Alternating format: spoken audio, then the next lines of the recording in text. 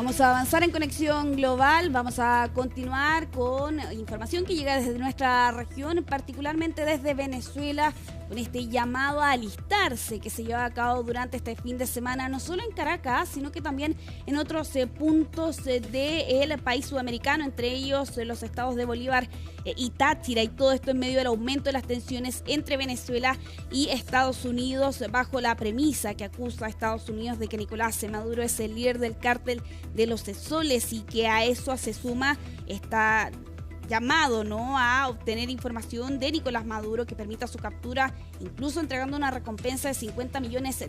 Bueno, lo cierto es que, y lo ven ustedes aquí en las imágenes de este fin de semana, simpatizantes de Maduro, también funcionarios públicos, se acercaban a plazas, también a cuarteles en diferentes ciudades de Venezuela, ante lo que ya desde el régimen han calificado como un rotundo éxito para ser parte, ¿no?, de alistarse a las milicias como parte del Plan Nacional de Soberanía y Paz. Y a esto se suma incluso un anuncio durante esta jornada de que van a dar cuenta de otra fecha, ¿no?, para que los venezolanos se puedan alistar dentro de las milicias de ese país.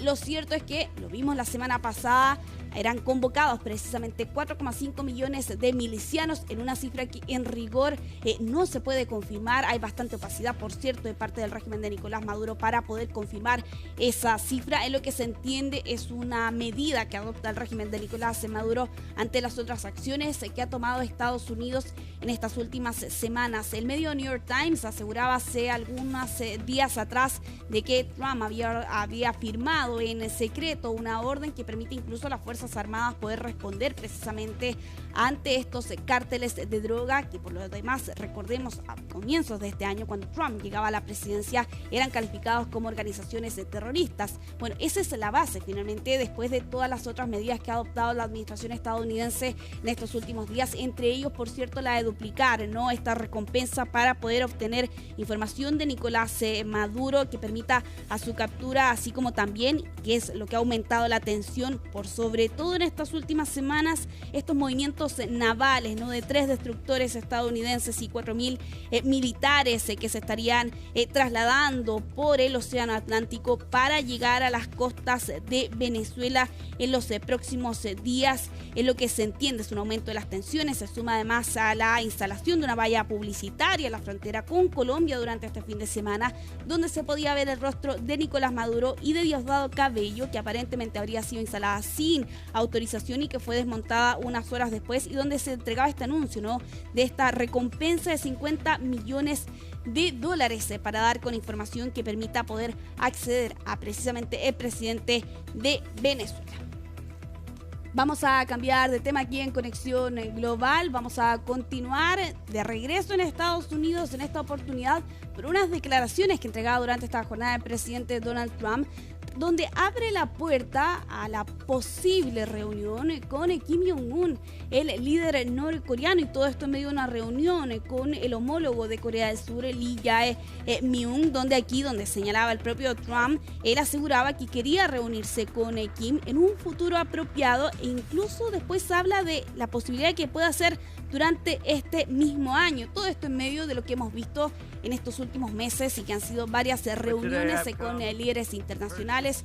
Uno de los hitos más grandes que veíamos en este último mes era precisamente la reunión con el presidente de Rusia, Vladimir Putin, en Alaska, en medio de los esfuerzos de Estados Unidos para poder conseguir un cese a las hostilidades en la guerra entre Rusia y Ucrania. Y bueno, lo cierto es que también queda en el tintero, ¿no?, y también en los documentos, lo que ocurrió por su momento en las reuniones entre Donald Trump y Kim Jong-un, entre ellas una cumbre en Hanoi que finalmente no consiguió y no prosperó lo suficiente para poder avanzar allí un acuerdo antinuclear. Bueno, lo cierto también es que al menos hasta este momento Trump da esa luz verde, o abre la puerta al menos para poder concretar esa cumbre. Al menos hasta este momento desde el régimen norcoreano no han entregado una respuesta, por cierto, a esa posibilidad, donde Donald Trump incluso ya habla directamente de que esa cumbre podría ocurrir durante este año. Vamos a revisar precisamente esas declaraciones que entregaba durante este día desde la Casa Blanca en medio de esta reunión con su homólogo de Corea del Sur.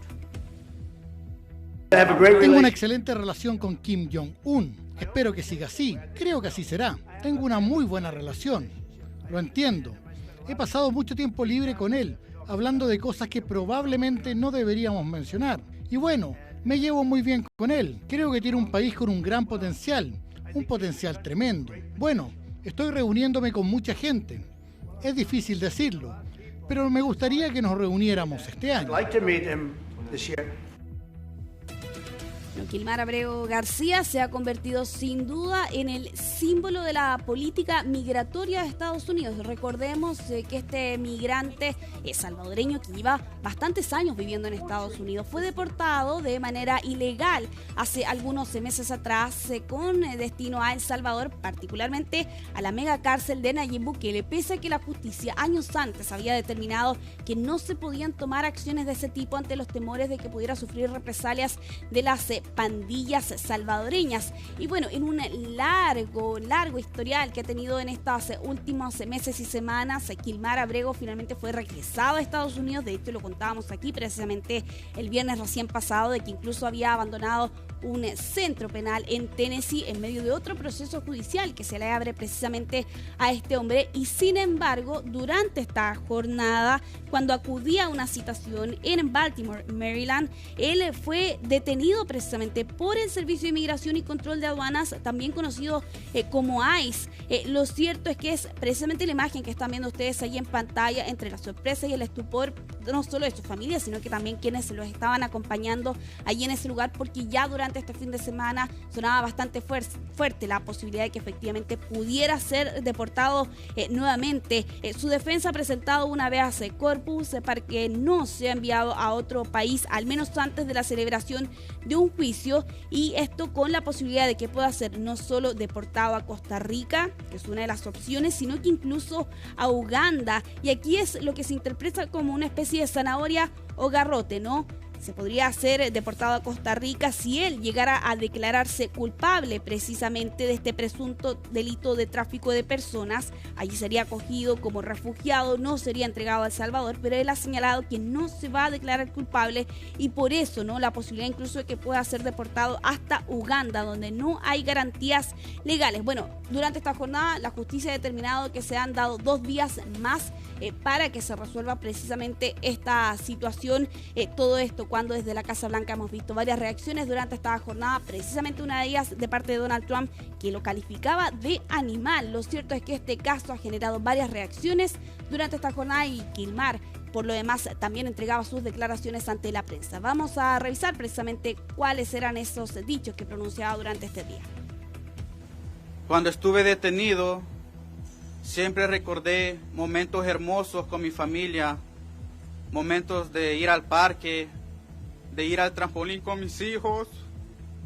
Esos momentos me darán fuerzas y esperanza para seguir luchando. A toda la familia también que han sufrido separaciones y que viven constantemente por la amenaza de ser separadas, quiero decirle, aunque la injusticia nos está golpeando duro, no perdamos la fe. Nuestra comunidad nos respalda y al final se va a hacer justicia.